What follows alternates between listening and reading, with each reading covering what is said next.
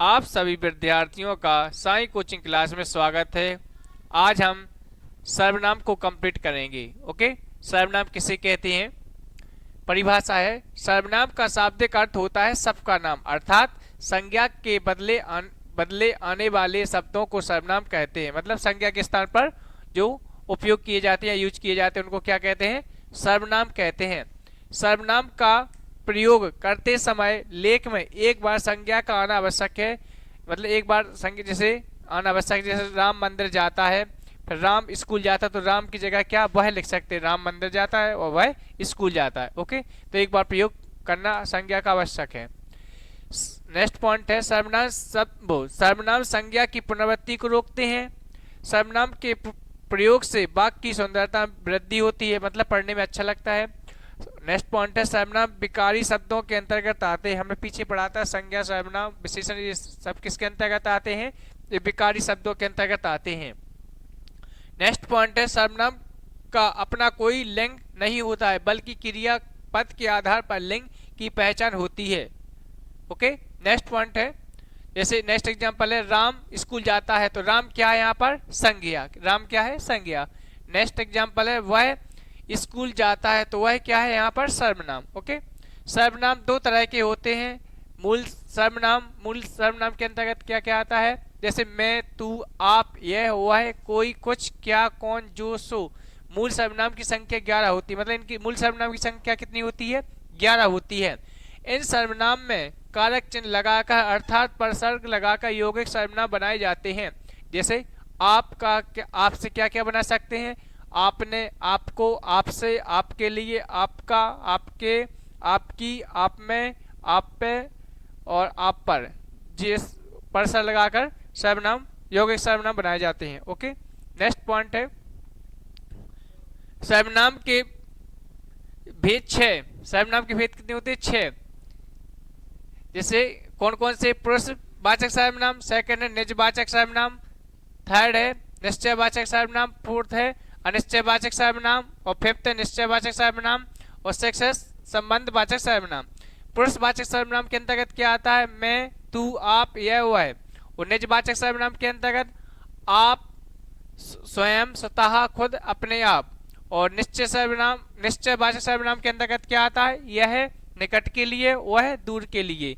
अनिश्चयवाचक सर्वनाम इसके अंतर्गत क्या आता है? कोई, कुछ और कई, बहुवचन के लिए। प्रश्नवाचक सर्वनाम इसके अंतर्गत क्या आता है? क्या निर्जीव के लिए और कौन सजीव के लिए। संबंधवाचक सर्वनाम इसके अंतर्गत क्या आता है? जो वस्तु किसके अंतर्गत आता है? संबंधवाचक सर्वनाम के अंतर्गत आता है। नेक्स्ट है, हम पहला पढ़ेंगे पुरुषवाचक सर्वनाम। पुरुषवाचक सर्वनाम किससे कहते हैं? जहां पुरुष का अर्थ विशेष व्यक्ति से है, अर्थात जब किसी व्यक्ति विशेष के लिए एक निश्चित संज्ञा का प्रयोग करते हैं, वह पुरुषवाचक सर्वनाम होता है। यह 3 रूपों में पाया जाता है। पुरुष सर्वनाम कितने प्रकार के होते हैं? 3 टाइप के होते हैं। कौन कौन सा? उत्तम पुरुष, उत्तम पुरुष के अंतर्गत क्या आता? मैं। मध्यम पुरुष के अंतर्गत तू और आप, और अन्य पुरुष के अंतर्गत यह, वह है। एग्जाम्पल है, वह स्कूल जाता है, तो वह क्या है? अन्य पुरुष। नेक्स्ट है एग्जाम्पल, मैं जा रहा हूं, तो मैं क्या है यहाँ पर? उत्तम पुरुष। आप कहाँ रहते हो? आप क्या है यहाँ पर? आप यहाँ पर मध्यम पुरुष। आपके पिताजी क्या करते हैं? आपके यहाँ क्या है? यहाँ पर मध्यम पुरुष। निजवाचक सर्वनाम किसे कहते हैं? निजवाचक सर्वनाम सेकंड क्या है? निजवाचक सर्वनाम वह शब्द जो व्यक्ति स्वयं के लिए प्रयोग करता है। जैसे अपना काम स्वयं करो, तो स्वयं क्या है? निजवाचक। अपने आप चला जाऊंगा, तो आप क्या है? निजवाचक। मैं स्वतः चला जाऊंगा, तो स्वतः क्या है? निजवाचक। नेक्स्ट है तीसरा नंबर, निश्चयवाचक सर्वनाम। इसके अंतर्गत क्या आता है? इसके अंतर्गत आता है, निश्चयवाचक सर्वनाम की परिभाषा क्या है? वह शब्द जो किसी निश्चित संज्ञा के बदले प्रयोग किए जाते हैं। जैसे एग्जाम्पल है, यह मत उठाओ, तो यह क्या है? निश्चितवाचक सर्वनाम। वह बाजार जाएगा, तो वह क्या है? निश्चितवाचक सर्वनाम। नेक्स्ट है फोर्थ नंबर, अनिश्चयवाचक सर्वनाम किसे कहते हैं? वह जहां निश्चित संज्ञा का बोध नहीं होता है। अनिश्चयवाचक सर्वनाम किसे कहते हैं? जहां निश्चय संज्ञा का बोध नहीं होता है, जैसे कोई बैठा है, कोई क्या निश्चयवाचक सर्वनाम, और मुझे कई लोग बुला रहे हैं, तो कई क्या है यहाँ पर? अनिश्चयवाचक सर्वनाम।